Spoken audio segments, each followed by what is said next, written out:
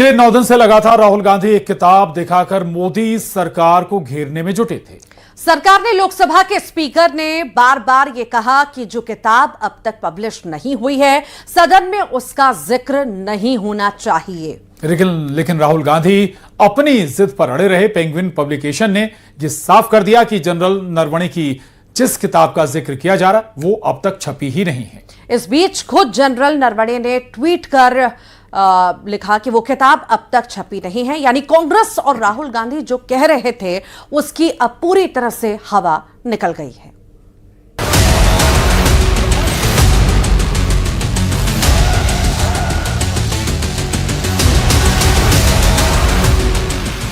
जिस कथित किताब को लेकर राहुल गांधी सरकार के खिलाफ हवा बनाने में जुटे थे, उस किताब का पन्ना ऐसा पलटा कि राहुल के सियासी नैरेटिव की हवा ही निकल गई। पेंगुइन पब्लिकेशन, जिसके पास जनरल नरवणे की किताब प्रिंट करने का अधिकार है, उसने साफ कहा है कि किताब अभी प्रकाशित ही नहीं हुई है। किताब की प्रिंट या डिजिटल कॉपी जारी नहीं हुई है।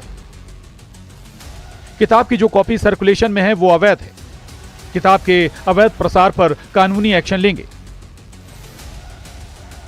राहुल गांधी दावा कर रहे थे कि पेंगुइन पब्लिकेशन वाली किताब ही उनके पास है, लेकिन अब सारा खेल पलट चुका है, क्योंकि दिल्ली पुलिस ने भी इस मामले में एफआईआर दर्ज कर ली है कि आखिर ये अवैध कॉपी सर्कुलेशन में कैसे आई। पेंगुइन ने एक स्टेटमेंट जारी किया और जो लोग इस तरह की किताबें ला रहे हैं उसके ऊपर जो है हम कार्रवाई करेंगे, एक्शन करेंगे और जो भी उनकी रेमेडीज है वो करेंगे। इस पार्लियामेंट में आप किसी भी मुद्दे को गुमराह नहीं कर सकते। राहुल जी को लगता है कि खाता ना वही जो राहुल जी कहें बस वही सही। लेकिन अब राहुल गांधी नए प्लान के साथ सामने आए हैं। Manoj Naravane ji, it's a tweet that says, "Hello friends, my book is available now. Just follow the link. Happy reading. Jai Hind." So the point I'm making is, either Mr. Naravane is lying, and I believe the army chief. Okay, I don't think he will lie, or Penguin is lying. Somebody needs to. Both cannot be telling the truth. लेकिन ये दांव भी फीका पड़ गया, क्योंकि general Naravane ने आज पेंगुइन का बयान शेयर करते हुए लिखा है कि ये किताब अभी तक प्रकाशित नहीं हुई है। औपचारिक रिलीज पर ही किताब प्रकाशित मानी जाती है और ये ही मौजूदा स्थिति है। लेकिन आज संसद से एक हैरान करने वाली तस्वीर सामने आई। 4 फरवरी वाली तस्वीर तो सबने देखी थी कि कैसे कांग्रेस की महिला सांसद सदन में पीएम की सीट तक पहुंच गई थी। लेकिन इस पूरी घटना का अब एक नया वीडियो सामने आया है। इस वीडियो में साफ साफ दिख रहा है कि कांग्रेस की महिला सांसद न सिर्फ वहां पहुंची, बल्कि और लोगों से भी वहां आने को कह रही थी। वीडियो में वहां कांग्रेस सांसद इमरान मसूद भी दिख रहे हैं, जो सबको आगे बढ़ने के लिए कह रहे हैं। पास में ही केंद्रीय मंत्री पीयूष गोयल, अश्विनी वैष्णव, गिरिराज सिंह और सांसद निशिकांत दुबे हैं। गिरिराज सिंह और अश्विनी वैष्णव हाथ जोड़कर कांग्रेसी सांसदों से लौटने की अपील कर रहे हैं। इस पूरे घटनाक्रम को देखने के बाद 2 बड़े बयान सुनिए।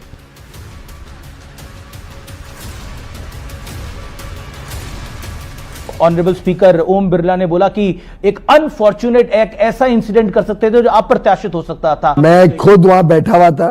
क्या हुआ था? इतना डरावना दृश्य था। 20-20 फुट के बैनर्स लेके और ऊपर चढ़ के 3 रो ट्रेजरी बेंचेस के ऊपर, यानी प्रधानमंत्री की कुर्सी को चारों तरफ से घेर के हम सबके ऊपर पता नहीं ये लोग क्या हमला कर सकते थे।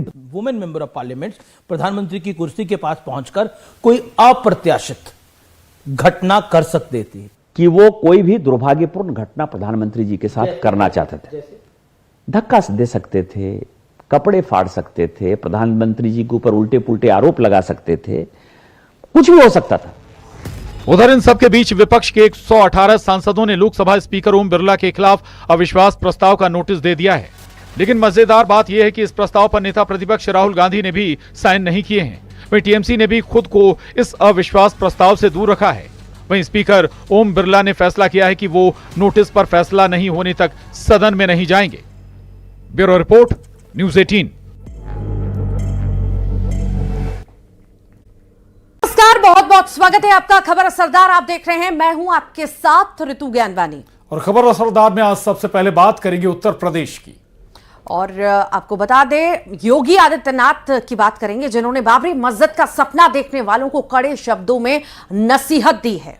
सीएम योगी ने साफ शब्दों में कहा है कि कयामत के दिन तक भी ऐसा होना संभव नहीं है। कायदे में रहोगे तो फायदे में रहोगे। देखिए, हम उसको बाबरी मस्जिद पहले भी मानते थे, आज भी मानते हैं और कयामत की सुबह तक उसको बाबरी मस्जिद मानते रहेंगे।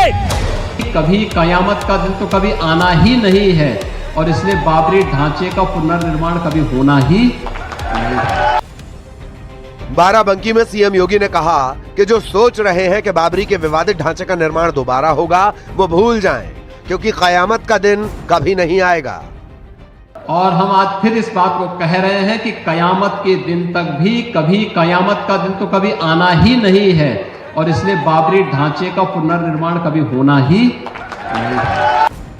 दरअसल मौलाना जर्जिस अंसारी ने कहा था कि भले ही अयोध्या में राम मंदिर बन गया है, लेकिन कयामत तक ये बाबरी मस्जिद रहेगी। हम उसको बाबरी मस्जिद पहले भी मानते थे, आज भी मानते हैं और कयामत की सुबह तक उसको बाबरी मस्जिद मानते रहेंगे। जब तक जिंदा हूं कहता भी रहूंगा कि वो बाबरी मस्जिद थी, बाबरी मस्जिद है, बाबरी मस्जिद रहेगी। किसी के खत्म कर देने से मेरे भाइयों कोई चीज खत्म नहीं हो जाती है। सीएम योगी ने कानून तोड़ने वालों को सख्त चेतावनी दी कि कायदे में रहोगे तो फायदे में रहोगे। कयामत के दिन के लिए मत जियो, हिंदुस्तान में कायदे से रहना सीखो, कायदे से रहना सीखो। यहां का कानून मानो, कानून मानोगे, कायदे से रहोगे तो फायदे में रहोगे। कानून कोई तोड़ेगा तो वह रास्ता सीधे जहन्नुम की तरफ ही लेके जाता है, कहीं और की तरफ नहीं लेके। सीएम योगी के कयामत वाले बयान पर अखिलेश ने पलटवार कर कहा कि उर्दू के खिलाफ वाले उर्दू क्यों बोल रहे हैं, कुर्सी जाने का खतरा हुआ तो ऐसा बयान दे रहे हैं। उनसे कहो कयामत उर्दू मत इस्तेमाल करो। जो मुख्यमंत्री उर्दू के खिलाफ था वो कयामत की बात कर रहा है। अरे कयामत के अलावा कोई दूसरा शब्द इस्तेमाल करो। फिर कहता हूं मैं आपसे, जब मुख्यमंत्री घिर जाते हैं, बीजेपी कमजोर हो जाती है, उनकी कुर्सी जाने का डर बढ़ जाता है, तो वो क्या करते हैं, कम्युनल हो जाते हैं। उधर सीएम योगी के बयान पर मौलाना साजिद रशीदी ने भी एतराज जताया है। लेकिन ये जो बात कही उन्होंने कि कयामत तक ऐसा नहीं होगा, बाबरी मस्जिद का पुनर्निर्माण नहीं होगा, मैं समझता हूं ये खुदाई दावा है और संविधान में भी ऐसा कुछ कहीं नहीं लिखा है कि बाबर के नाम पर कोई मस्जिद हिंदुस्तान में नहीं बनेगी। ये गैर संवैधानिक सी बातें हैं। वहीं अयोध्या के संतों ने सीएम योगी के बयान का समर्थन किया है।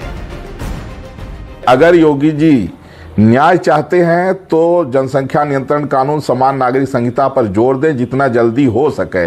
नहीं तो दुर्भाग्य है कि आज भारत में रह करके भी सर्वोच्च न्यायालय के बाद भी लोग जो है अभी भी बड़े बड़े संवैधानिक पदों पर बैठे हुए लोग, जैसे AIMIM के प्रमुख असदुद्दीन ओवैसी जैसे लोग माननीय सर्वोच्च न्यायालय के जजमेंट के खिलाफ कहते हैं कि वहां बाबरी मस्जिद थी, है और रहेगी। इस तरह का जो बयान दे रहे हैं इसको गंभीरता से लेने की भी जरूरत है। पश्चिम बंगाल के मुर्शिदाबाद में नई बाबरी मस्जिद के निर्माण को रोकने के लिए विश्व हिंदू रक्षा परिषद रैली निकाल रहा है। पोस्टर्स में लिखा है, हुमायूं हम आएंगे, बाबरी को गिराएंगे। Bureau report, news 18।